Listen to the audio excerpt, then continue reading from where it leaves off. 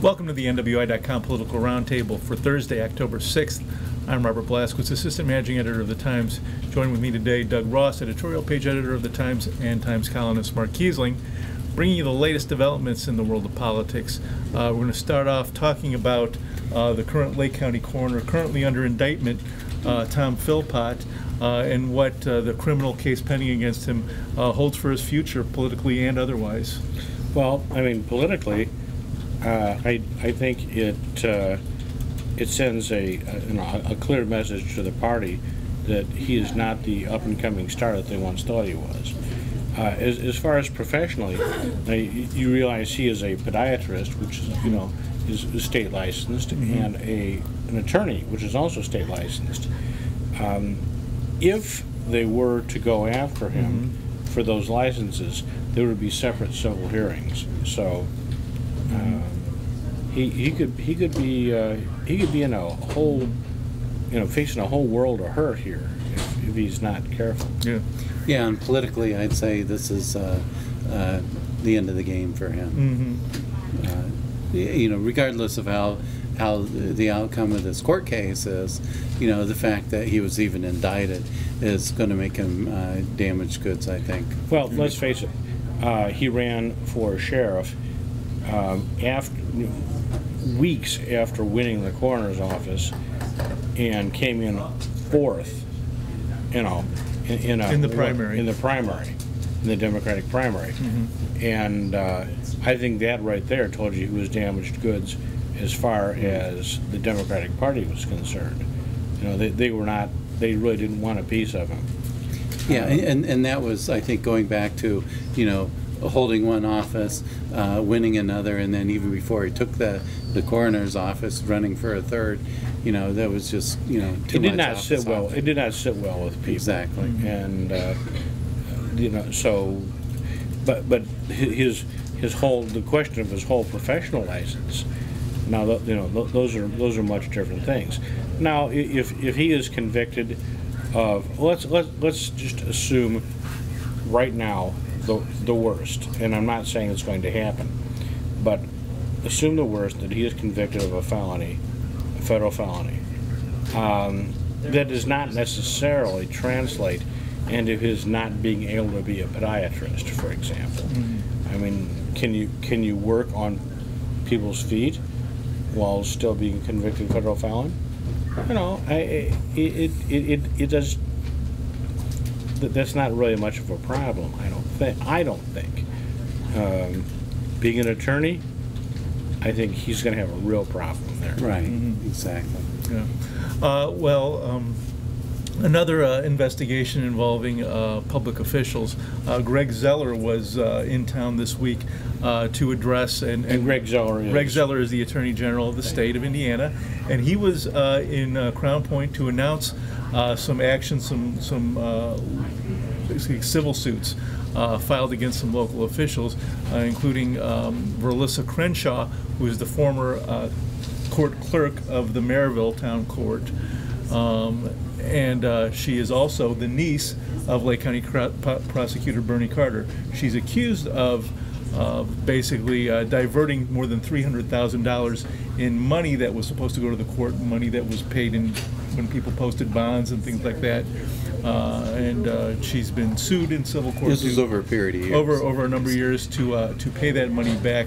And Bernie Carter, the Lake County prosecutor, has kind of recused himself and said he's kind of taken himself out of this case because of his relationship with the with the defendant. Yeah. Well, he had to do that, but I mean, and as much as long as I've known Bernie Carter, and as much as I find him personally amiable, personable, yeah.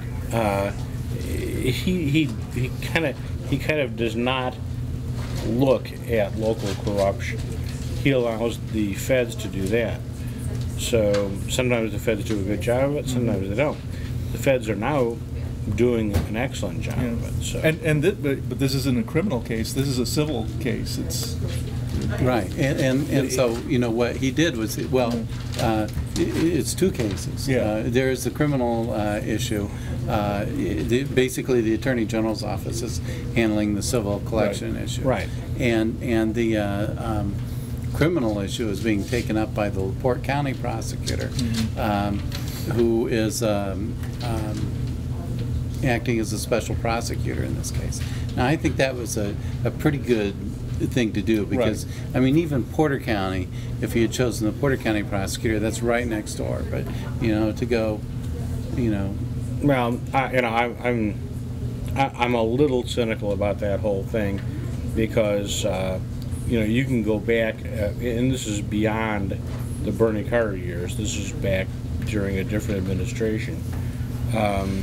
They appointed someone from downstate Indiana. There's 92 counties in Indiana. All the prosecutors know each other. They, when they get appointed as a special prosecutor of the case, first thing they do is get on the phone and say, well, what do you want done about, what do you want done about this case? How serious is this? Is this something that we want to go to the mat over, or is this something we just want to plead out and get it over with? So, appointment of a special prosecutor, even 2 counties away, certainly is no guarantee that there's going to be, there's going to be vigorous prosecution in this case. I'm not saying that it won't be. There may well be, but there's a brotherhood and sisterhood there that that exists, just like there is among police officers and journalists. One of the issues in this case is the oversight and the lack of oversight of this clerk. She was basically the only one collecting and keeping records on these bonds when they were filed after hours. Right. And that's something that Attorney General Zeller raised. Right. And I spoke actually for quite a while with him the other day.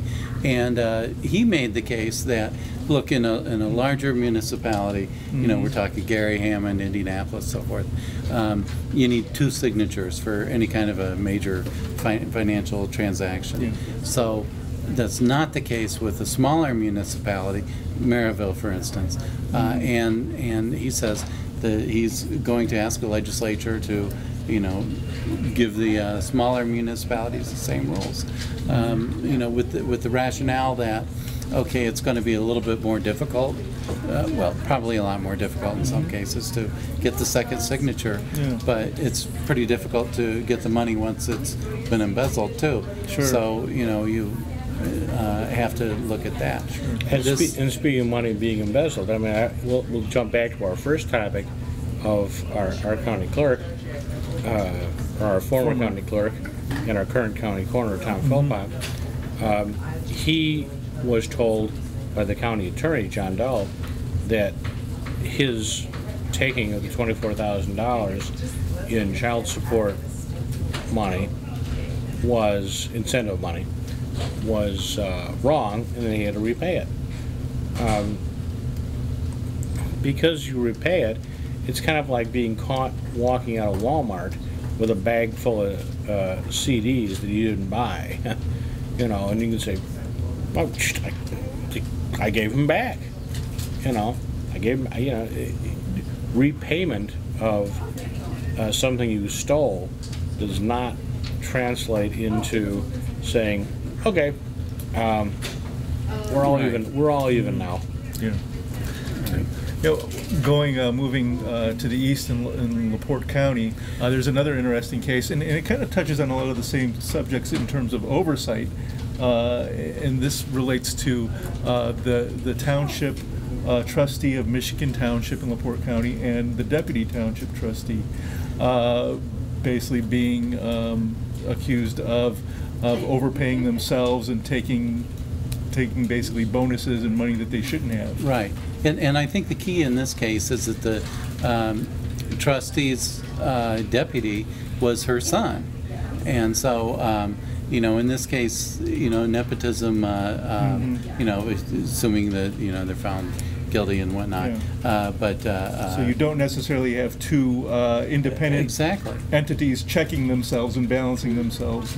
And this is unbelievably common at the township level. There was a Indianapolis Star report in, I want to say 2009 that found like 2 out of 3 township trustees in Indiana had a relative on the payroll. Well, let's face it, there's a, what are there, 1,001 townships? 1,006 or something like that. In Indiana. And a lot of them, you can't find anybody who wants to run for office. I mean, some of them are so small that, I mean, you go down to South Lake County and you have trouble finding people who even want to be on the ballot. So what happens is you get, okay, take Rick Niemeyer, for example, in West Creek Township down in Lowell. It was him and his wife ran the office. I mean, there was oversight. There was no oversight. You know, there was an overlook, but yeah. But fortunately, you know, for the people in West Creek Township, they didn't rip them off. Yeah. But there was nothing that. But the potential is there. That would have stopped them, or you know, stopped them from diverting cash from. I mean, because you know, money does pass through. Well, cases like this, obvious fodder for those arguing to abolish the township. Oh, system. absolutely. Oh well, the town. Yeah, I mean, I think the township system, which dates back to what 1836, is you know, it's horse and buggy era politics. In a 4G computer era. Yeah, and that's not to say that you know what townships do isn't important. But a lot of it's overlapping. A lot of it's overlapping, and a lot of township trustees are really good at what they do. Frank Mervan, for instance, in North Township is a good example of somebody who's been highlighted repeatedly. But you know.